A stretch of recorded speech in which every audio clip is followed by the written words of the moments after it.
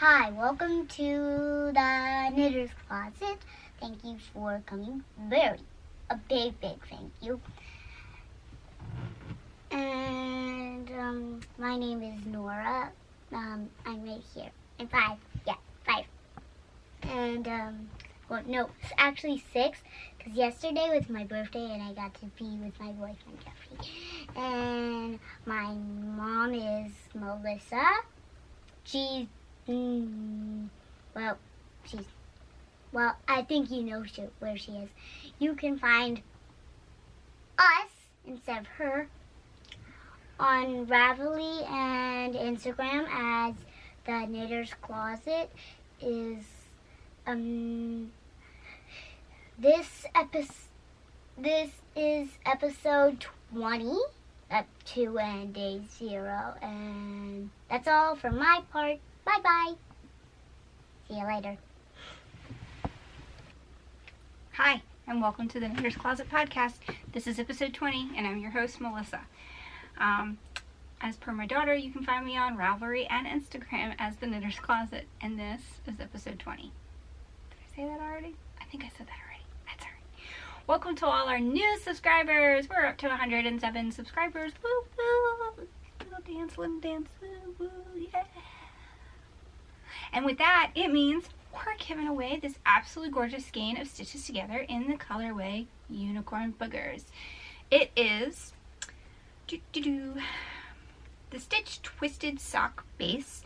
It is 75% superwash merino, 25% nylon on 463 yards per 100 grams in the colorway Unicorn Boogers, hence the hashtag to enter.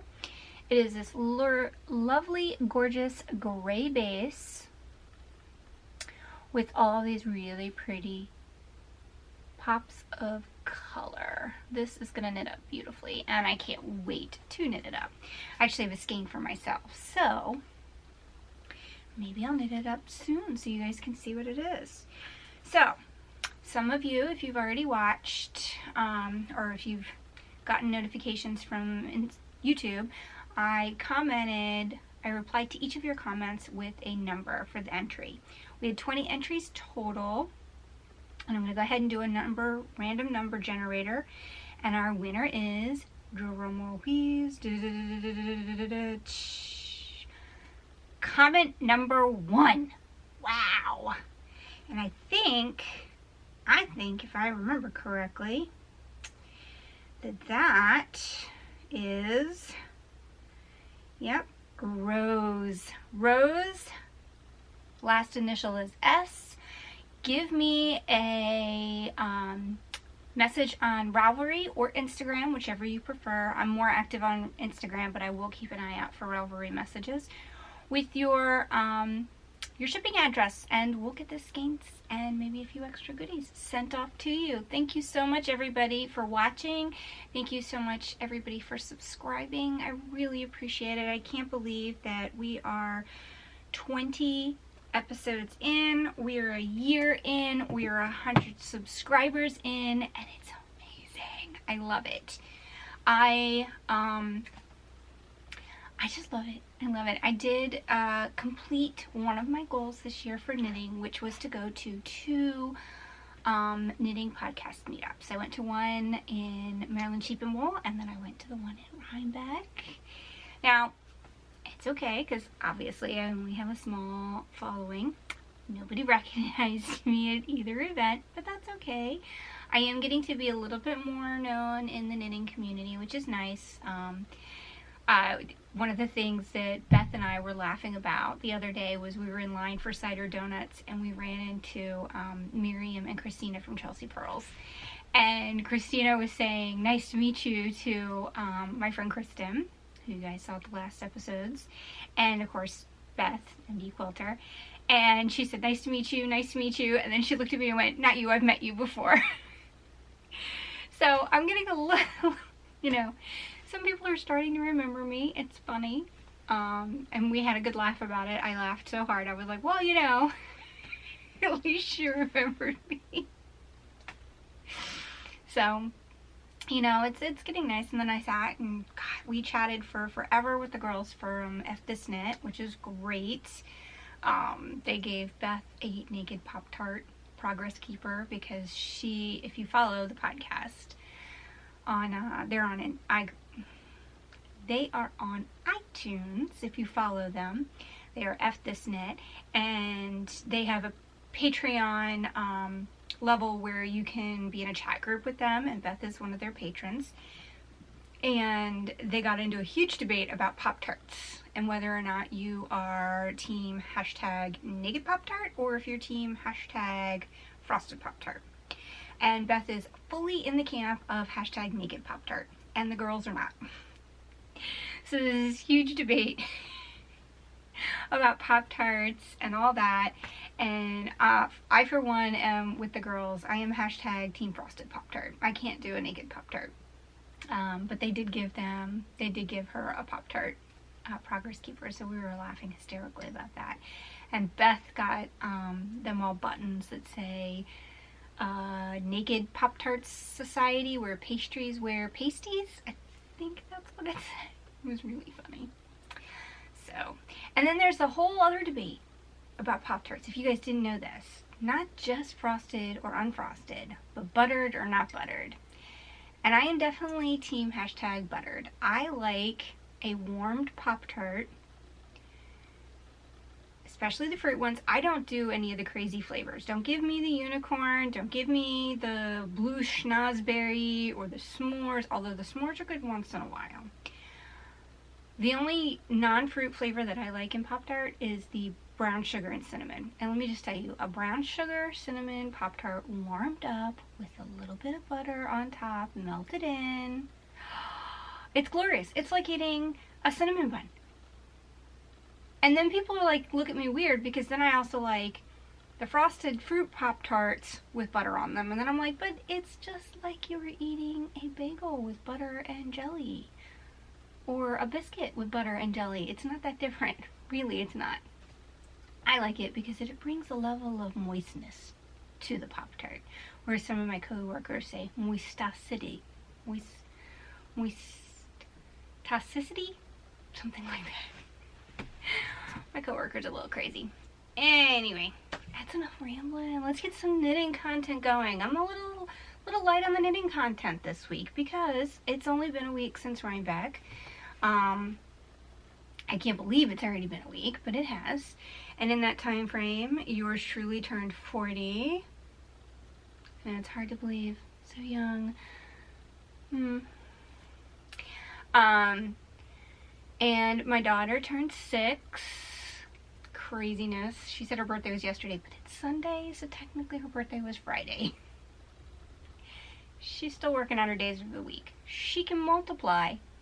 She can add, she can subtract, she can spell, and she can read.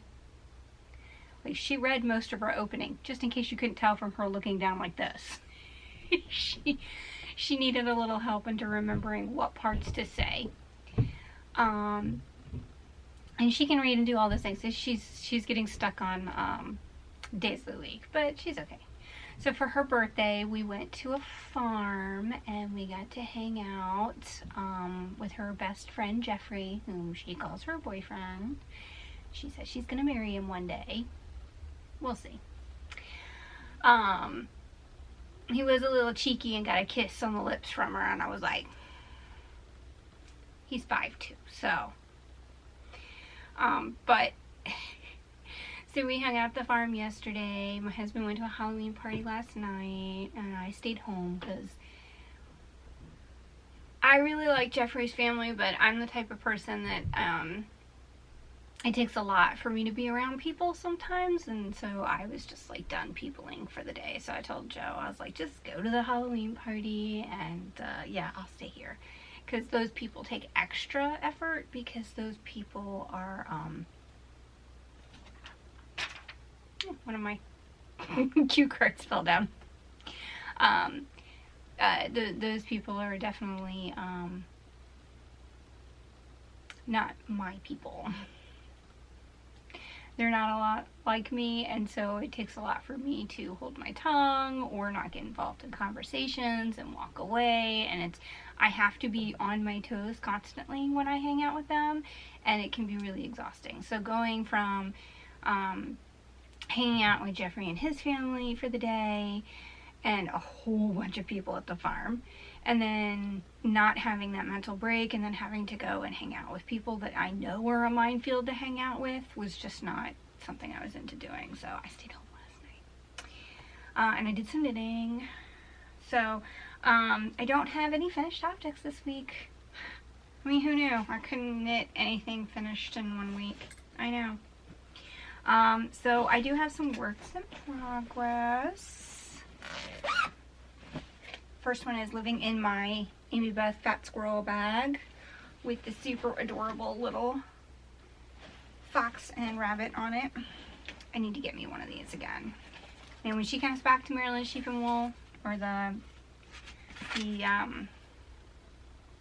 Legacy Fiber Arts Needles Up event next year, I'm coming with a budget to buy like 2 or 3 more of these suckers.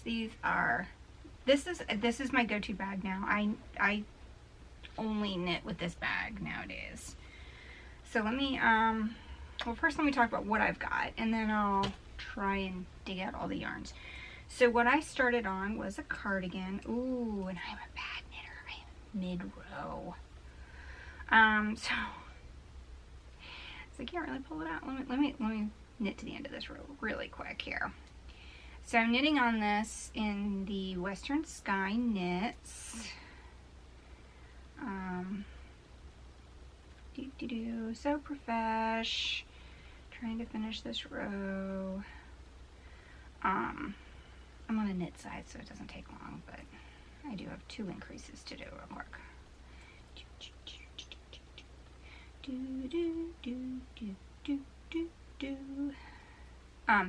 This is knit out of the Western Sky Knits. This is one of the purchases I had gotten at the Knot House. I almost called them the Glass House. I have been so good about calling them the Knot House, and then I almost messed up. So I got this when my friend Jekka and I went up to Frederick, Maryland, I think sometime last year. And when I purchased a sweater's quantity of fingering weight yarn.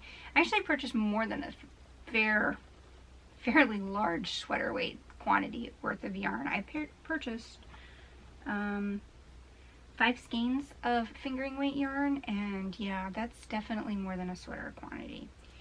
But I bought basically a fade of 5 colors. So let me stretch this out a little bit.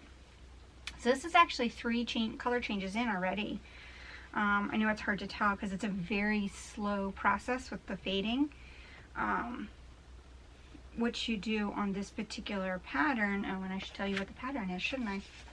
This is the Le Pouf by Hedgehog Fibers. This is free on their website, which is awesome. Most of Hedgehog Fibers patterns are free on their website. So it does a very, very slow fade. And what you do is you take your first skein and you knit from both ends on the first skein, which is this really light gray color.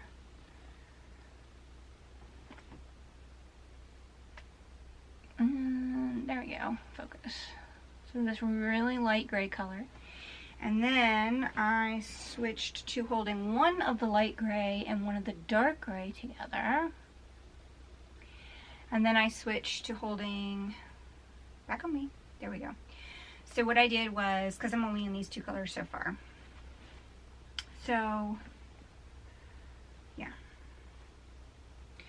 So what I did was, you start with one of these, or 2 of these from both ends, and then you go to 1 of each, and then you go to 2 of these, and then you switch to your 3rd color, and you, so on and so on. So I am 3 repeats in. It's actually, it doesn't sound, so it's hard to tell.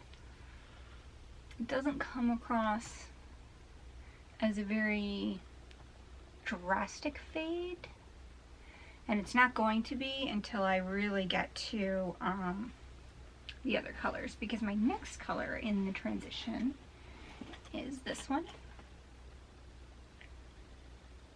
And then this one. And then last but not least, this one. And I apologize, I have the colorways and I'm going to tell you what the colorways are. However, I do not know which one is which. So the colorways are, oh, and this is their Magnolia Sock Base, which is an 80-10-10, so superwash merino, cashmere, and nylon, 4 ounces, 378 yards. So it's a thicker fingering weight yarn, but it's working out nicely. Let's see. Get out my colors here. I got tags from other colors in my hands. Okay. So the colors we have are Salted Sea, Motherlode, Comb Creek, Downton, and Tarnished.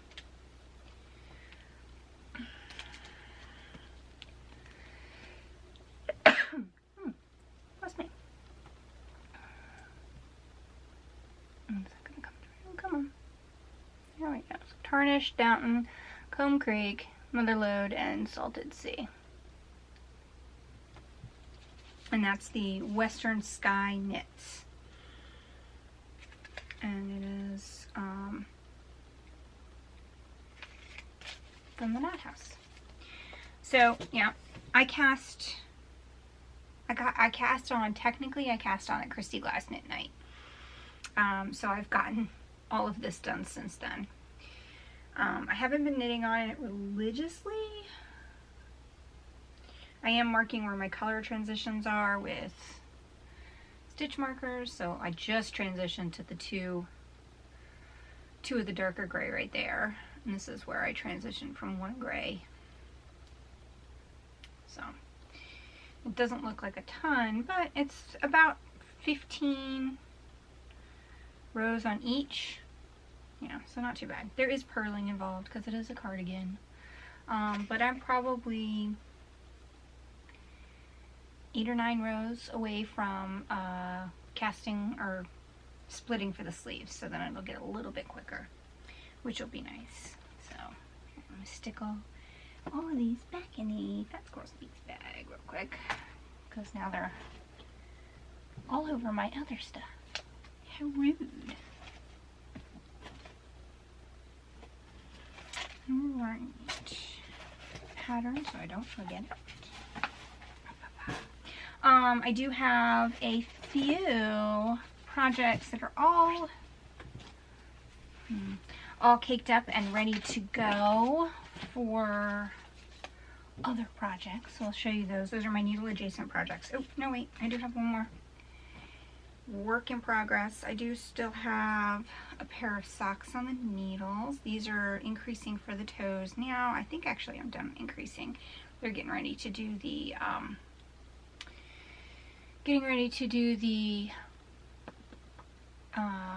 heel cuff in a moment on these, and they're starting to transition to a really pretty pink. This is the Earth Unique sock. It comes in 2 separate balls of yarn when you purchase the kits. So that's what they're transitioning to, is some oranges and blues.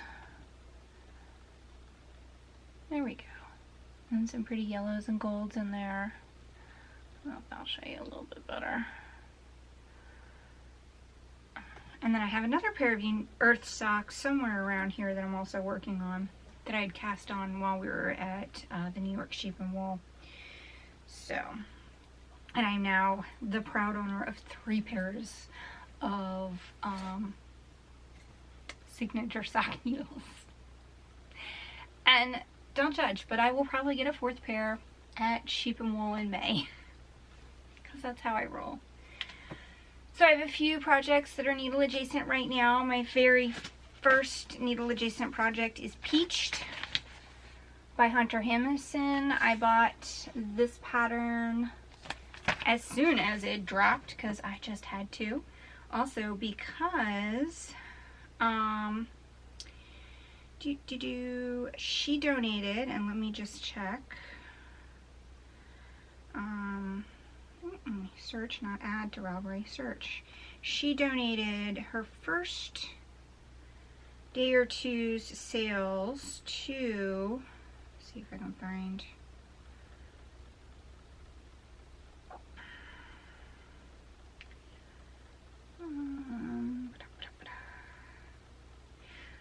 so the first days of sales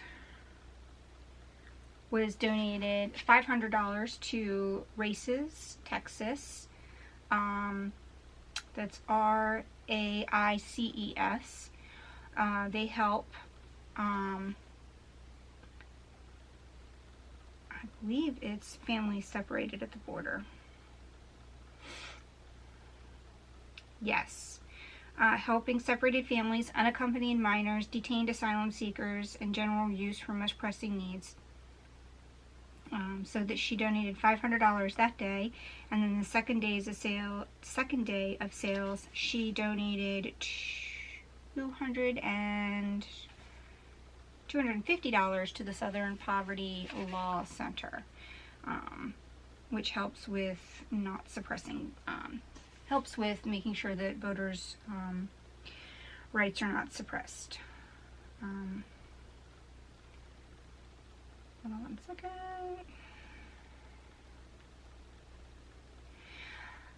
I have a neighbor that needs stick butter apparently.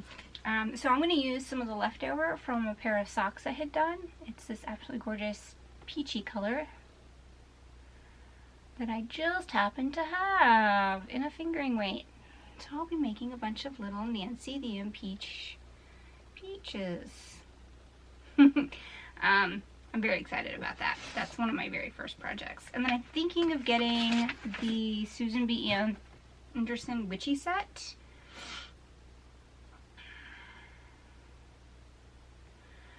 Let me pull up that because I don't have that particular pattern printed out yet. So Susan B. Anderson. Oh, and of course it logged me out of Ravelry while I'm trying to show you the pattern. Good thing I'm fast type. I really need to just get this on autofill. The Little Witch Charm Set by Susan B. Anderson. Let's see if it'll come up. Isn't that the cutest little thing you've ever seen? Yeah, I need those in my life. And I don't even care that Halloween's like 3 days away. I don't care, 4 days away. I don't care. I need to knit those in my life. So that's needle adjacent as well.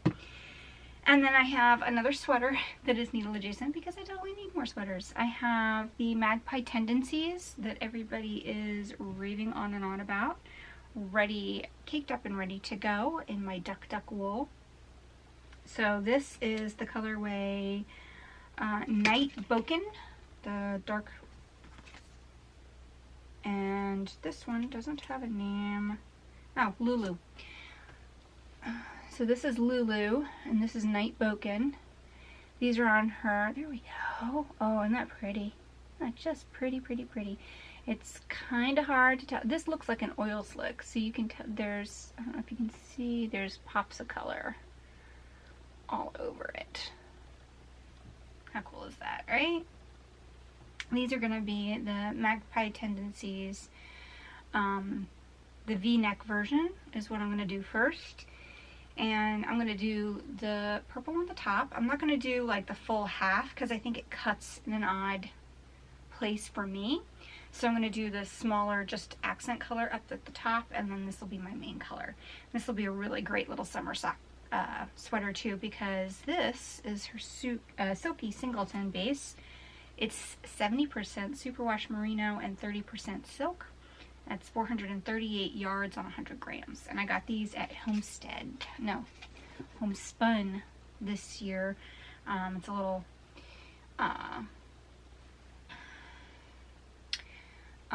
juried yarn event that they have in Historic Savage Mill in March every year, which is nice. So, and it's a free event to get into. It can be a little crowded, it can be a little overwhelming, but not. And we're back since it cut me off. And last but not least on my needle adjacent project, I have 2 skeins of Malabrigo that I actually caked up myself. This is the I've got my tags here. This is the Machida in the colorway Viola, which is this really pretty purple base with lots of speckle.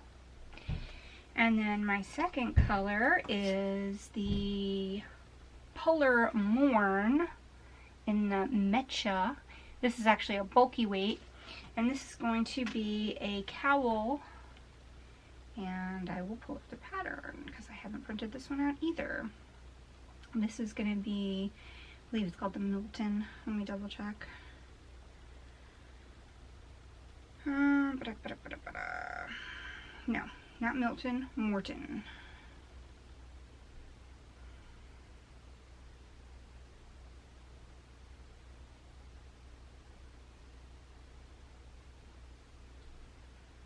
So, it is this really pretty textured cowl. There we go. And it calls for 1 skein of each, so I am really looking forward to that. So those are my needle adjacent projects. I am super excited to be working on, and my works in progress. And that's pretty much it for us today. It's going to be a shorter episode because I don't have a lot of knitting content. So I'll probably see you guys in about 2 weeks. Rose, please make sure you get in touch with me so that we can get you your prize out. I'm so excited, you guys. It's 107 subscribers. You have no idea. Like, I literally just kept scrolling. Like, every time I got closer and closer, I was like, ooh, we're at 87. Ooh, we're at 88. Ooh, we're at 92. Oh my goodness, we're at 97. I was just getting so excited. And then we hit 99, and I was sending pictures and screenshots to everybody I knew. I was like, we're at 99. And when we got to 100, I did it again, and I sent pictures to everybody I knew. I was like, oh my gosh. I was so excited. I appreciate each and every one of you, and thank you again so much for joining us. I'm going to let my daughter do the outro, so here she is. Well, thank you for watching our video. If you really like this video, put a comment down below and leave a like and subscribe. Thank you. Bye.